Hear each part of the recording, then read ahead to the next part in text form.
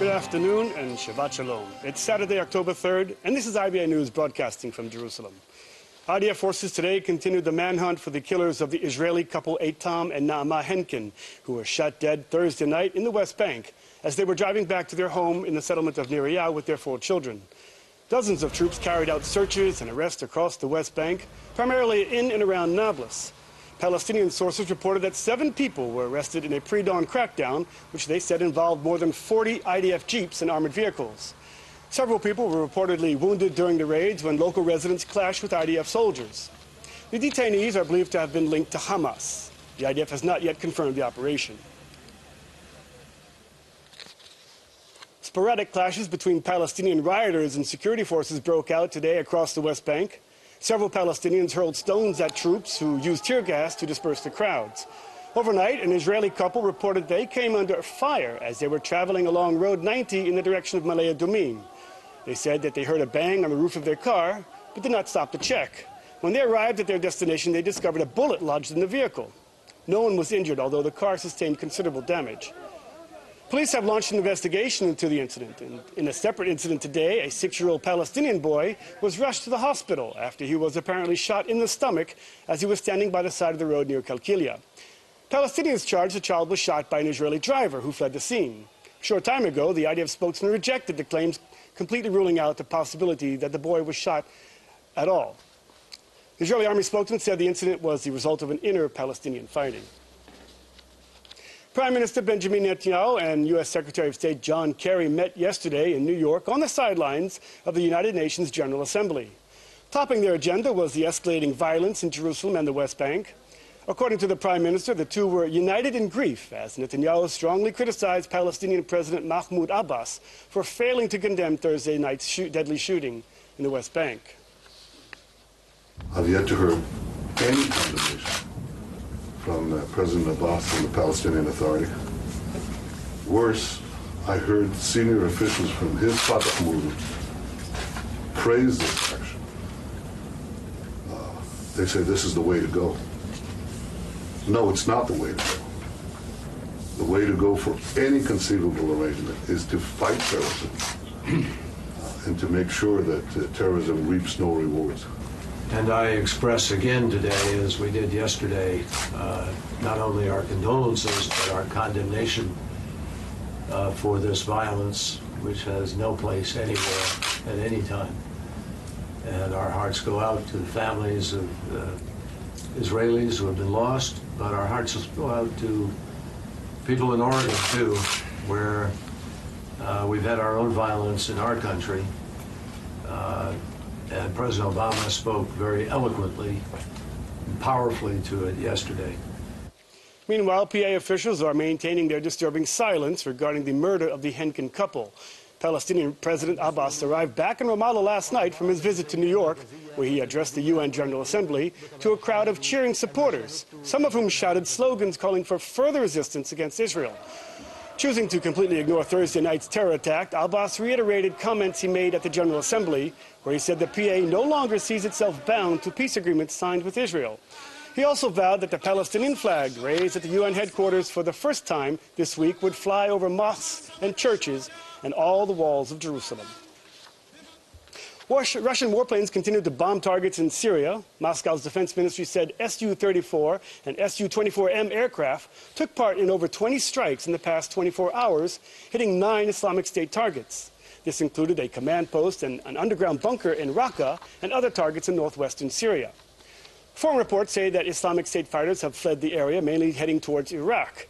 The Russians say they were using precision-guided munitions. However, Britain's defense secretary said today that the Russians were mainly hitting rival insurgent groups rather than Islamic State fighters. He charged that Moscow was dropping unguided munitions in civilian areas, targeting anti-Assad forces. U.S. President Barack Obama says Russia's strategy in Syria was a recipe for disaster, aimed primarily at strengthening the Syrian dictator. Military solution alone, an attempt by Russia and Iran to prop up Assad and try to pacify the population, is just going to get them stuck in a quagmire. Regardless of what Mr. Putin said, was that he doesn't distinguish between ISIL and a moderate Sunni opposition that wants to see Mr. Assad go. From their perspective, they're all terrorists. And that's a recipe for disaster. And it's one that I reject. Iran and Assad make up Mr. Putin's coalition at the moment.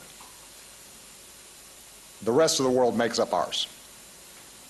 So I don't think people are fooled by the current strategy. It does not mean that we could not see Mr. Putin begin to recognize that it is in their interests to broker a political settlement.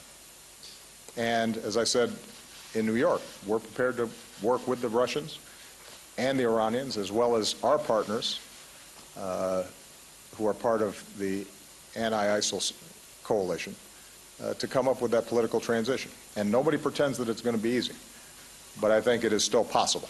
And so we will maintain lines of communication.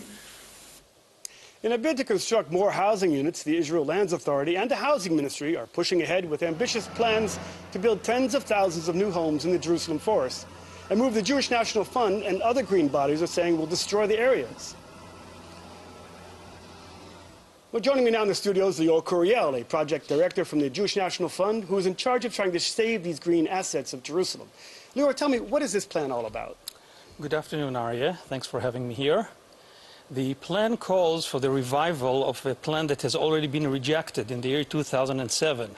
It was best known to the public as Tochnit Safdi. It has been totally rejected by the National Commission for Planning and Construction.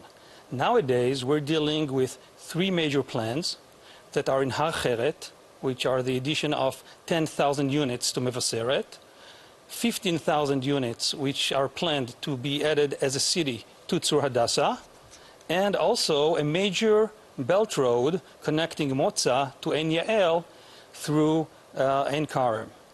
So these plans altogether, plus three other plans, are all basically going to be built on JNF Kakal land. So this is about 25,000 housing units. How is this going to affect the forest and the parks there? Practically, it's going to ruin 100 years of forestation. The plan in Tzur Hadassah, the city of Bat Harim, is practically planned all over the Begin Park and all over the Sansan National Park and Nature Reserve.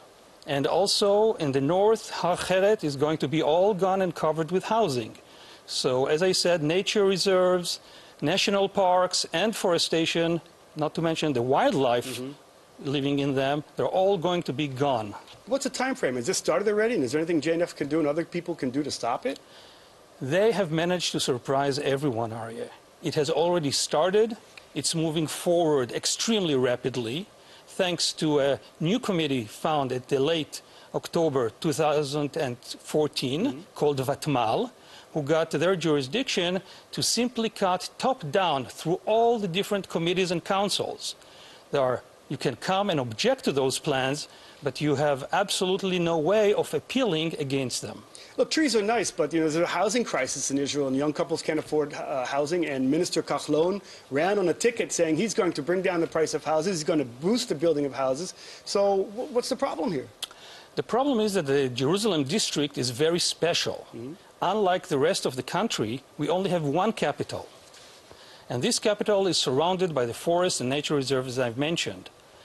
Add to this that the slopes of those hills and mountains are so steep that you're not going to solve the housing issues because they're going to be extremely expensive units. Also, as planners, usually you're trying to look into the better alternative you can put your hands on. So what other alternatives? The alternatives are right inside Jerusalem, within the Jerusalem boundaries. A survey made already in 2007, and again nowadays, shows very, very clearly that there's over 66,000 housing units available for construction inside Jerusalem. Jerusalem doesn't need to expand beyond its natural borders. Well, this is not secret knowledge. I mean, everybody knows, the officials know that you can build in Jerusalem. Why are they pushing to build in this area?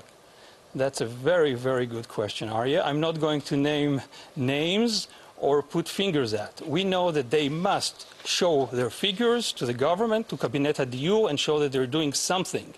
Trouble is, they chose the wrong alternative. Okay, well, Lior Coriel, the JNF, thanks so much for joining IBA News. Thank you.